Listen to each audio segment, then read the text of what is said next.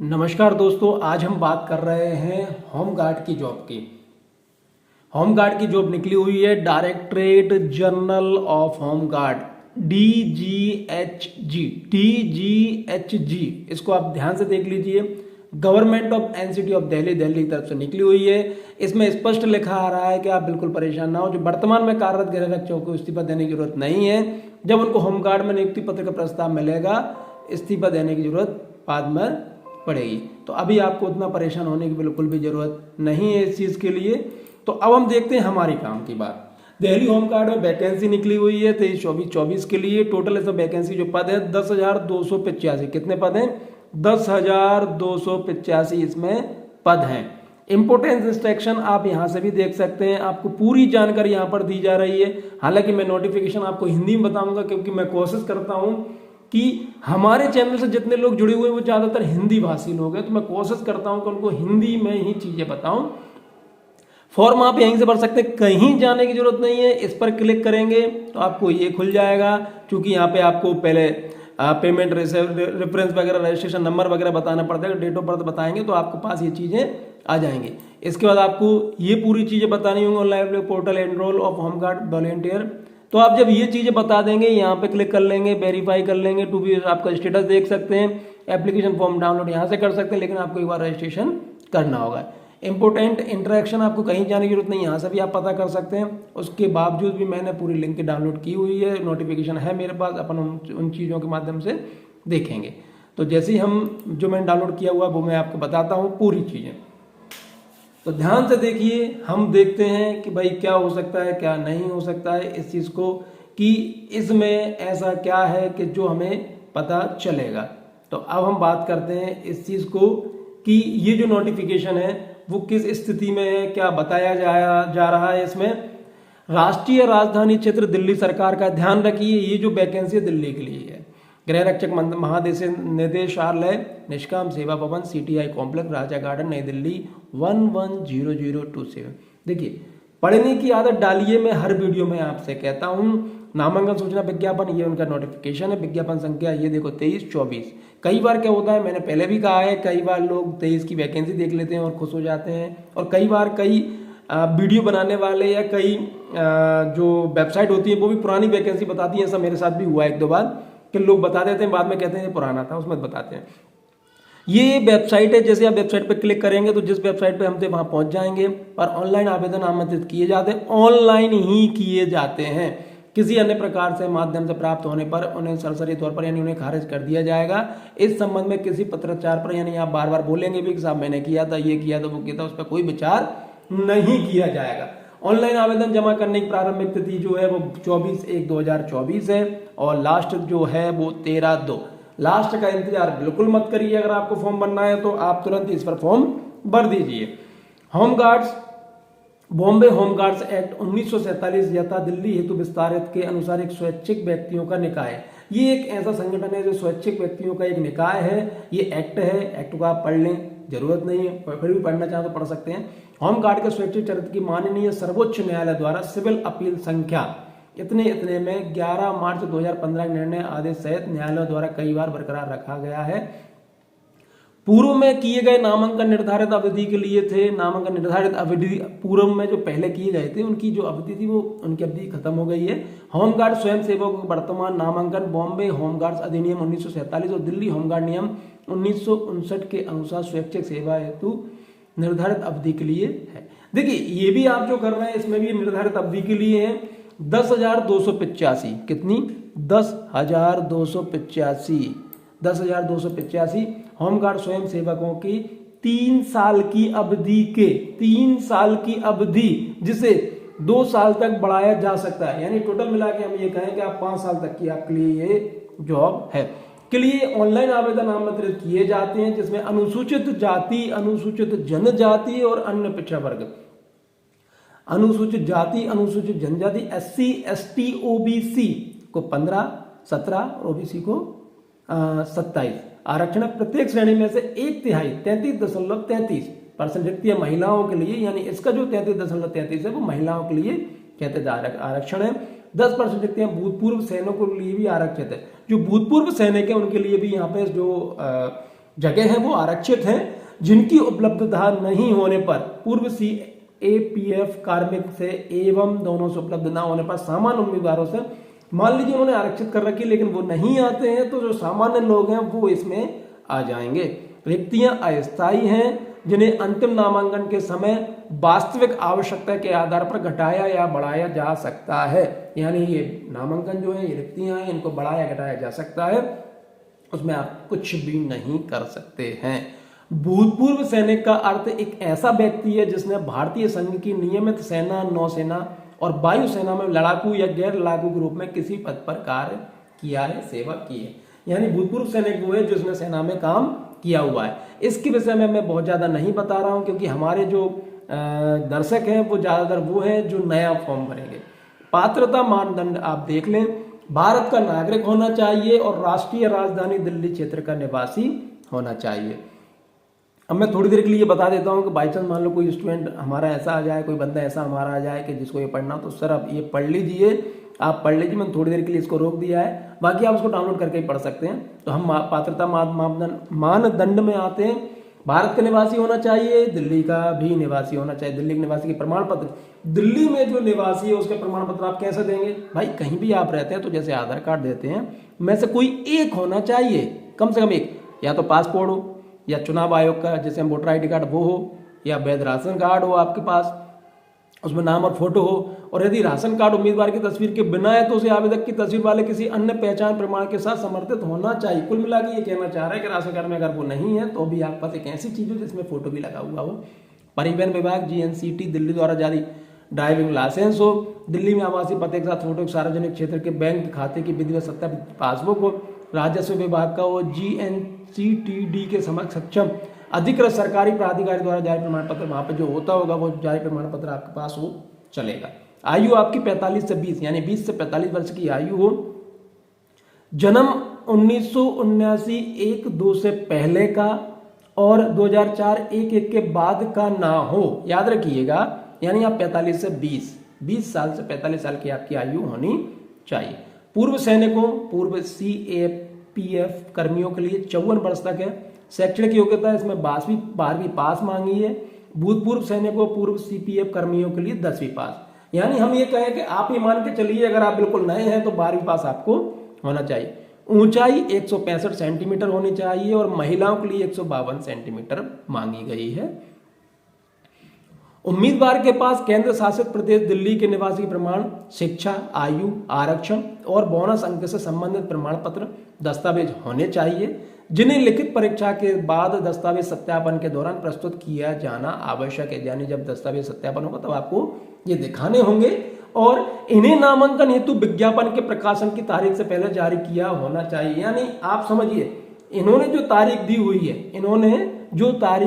है, तारीख क्या दी है इन्होंने, ये प्रारंभिक तारीख 24/1 यानी 24/1/2024 से पहले के आपके पास जितने भी दस्तावेज हैं वो होने चाहिए। उसके बाद के दस्तावेज मान्य नहीं करेंगे, याद रखिएगा।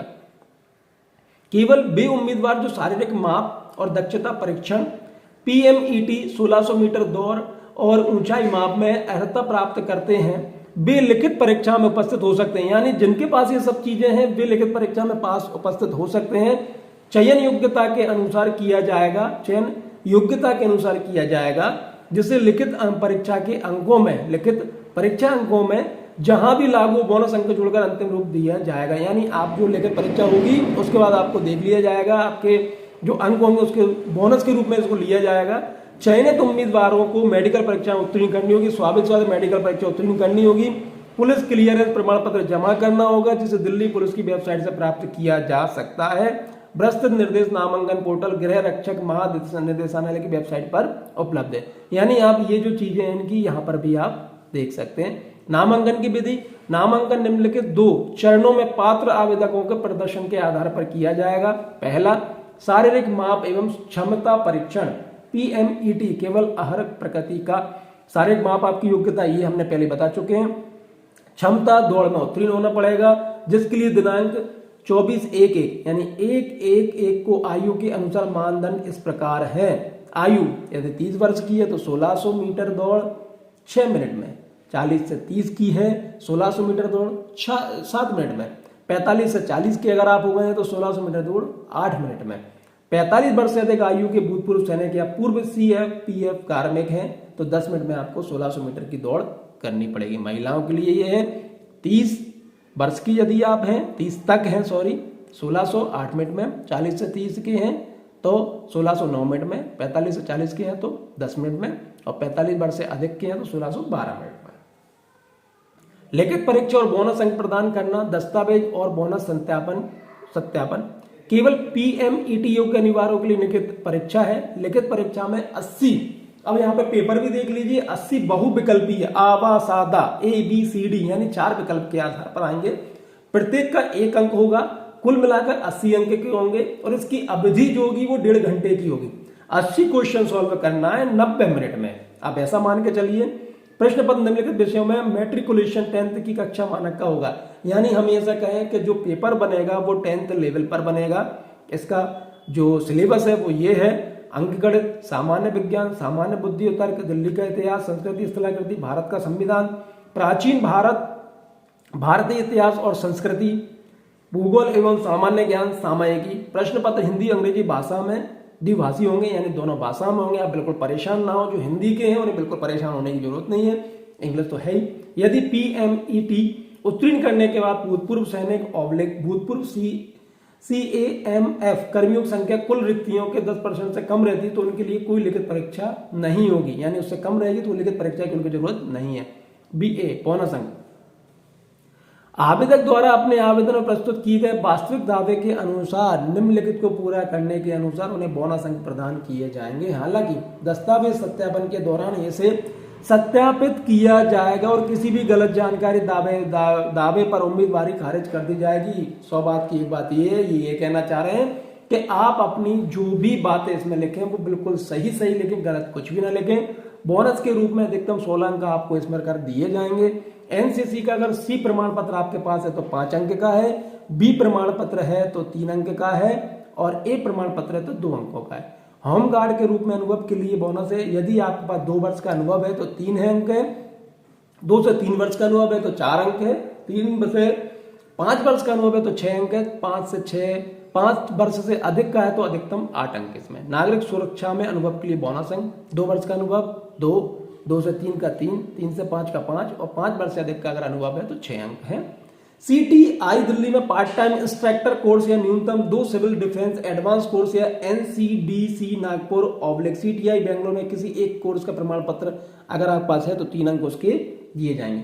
ध्यान दें, केवल PMET उत्तीर्ण करने वाले उम्मीदवार ही पहले लिखित परीक्षा में शामिल होंगे। जिन्होंने PMET उत्तीर्ण कर ली उनको ही शामिल किया जाएगा और केवल वे उम्मीदवार जो लिखित परीक्षा 6 बोनस अंकों की मेरिट सूची में शामिल होंगे उन्हें बोनस अंक दस्तावेजों और अन्य दस्तावेजों सत्यापन के लिए बुलाया जाएगा। जब आपको बोनस अंक दिए जाएंगे तो उनको सत्यापन के लिए बुलाया जाएगा।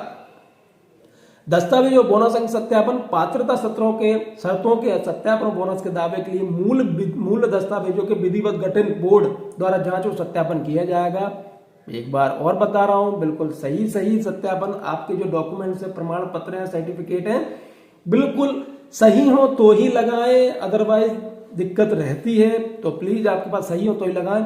बोनस अंकों के किसी भी झूठे दावे या आवेदन, जो मैं बोल रहा हूं वही चीज, पत्र पर उम्मीदवार द्वारा दी गई किसी अन्य गलत जानकारी, आवश्यक दस्तावेज जमा न करने, प्रस्तुत न करने पर उम्मीदवारी खारिज कर दी जाएगी। यानी आपने पहले कह दिया कि मेरे पास ये डॉक्यूमेंट्स है और आपने अगर वहां पर नहीं दिया तो उम्मीदवारी आपकी खारिज कर दी जाएगी। राष्ट्रीय राजधानी क्षेत्र दिल्ली के निवासी के लिए वैध प्रमाण पत्र प्रस्तुत किया जाना चाहिए, अन्यथा उम्मीदवारी खारिज कर दी जाएगी।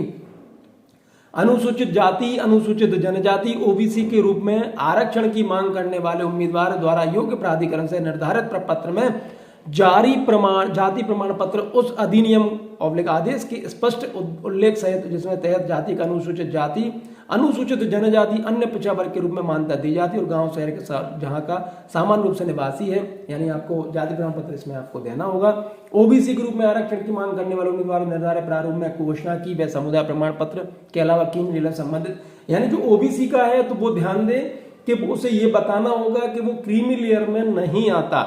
नामांकन के लिए अंत मेरिट सूची लिखित परीक्षा में प्राप्त कुल अंक और सत्यापित बोनस अंक के आधार पर बनाई जाएगी। यानी आपने जो लिखित परीक्षा दी हुई है उसके अंक पहले दिए जाएंगे, उसके साथ जो आपको बोनस अंक मिले उनको मिला के आपकी एक मेरिट लिस्ट बनाई जाएगी।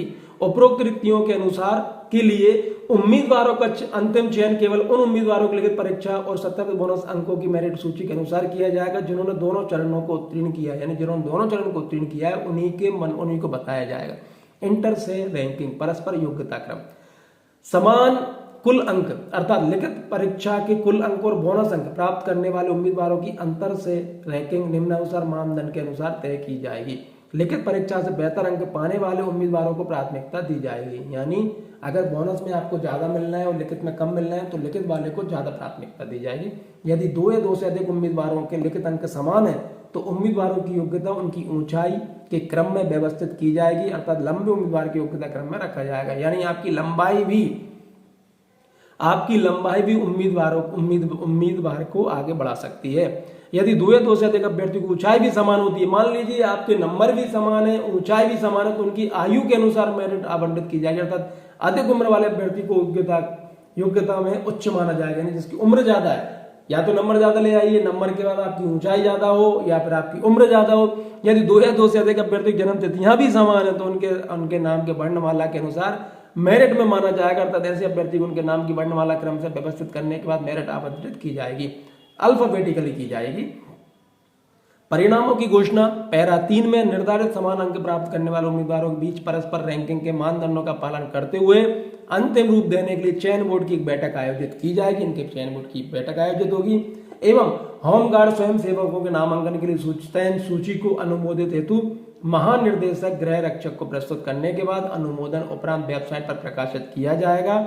निदेशालय मुख्यालय नोटिस बोर्ड पर चिपका दी जाएगी, यानी आपको देखने के लिए नोटिस बोर्ड पर जाना रहेगा। पूर्व होमगार्ड स्वयं सेवकों का नामांकन दिनांक 24/12/2013, ध्यान रखना 24/12/2013, अधिसूचना क्रमांक F नंबर 0116HG 5409 के अनुसार GNCT दिल्ली के सक्षम प्राधिकारी ने पूर्व होमगार्ड को सभी मौजूदा पात्रता मानदंडों को पूरा करने पर नए उम्मीदवारों के रूप में नामांकन की प्रक्रिया में भाग लेने की अनुमति दी है, यानी जो पहले के हैं वो भी इसमें भाग ले सकते हैं। हालांकि वर्तमान होमगार्ड स्वयंसेवक नामांकन प्रक्रिया में भाग लेने के लिए आवेदन कर सकते हैं, लेकिन होमगार्ड स्वयंसेवक के रूप में उनकी उम्मीदवारी पर तभी विचार किया जाए जब नामांकन की पेशकश के लिए स्वीकृत प्रस्तुत करने के समय विधिवत सेवा मुक्त पाए जाएंगे, यानी सेवा मुक्त अगर हो गए तो ही उनका नामांकन इसमें मान्य किया जाएगा।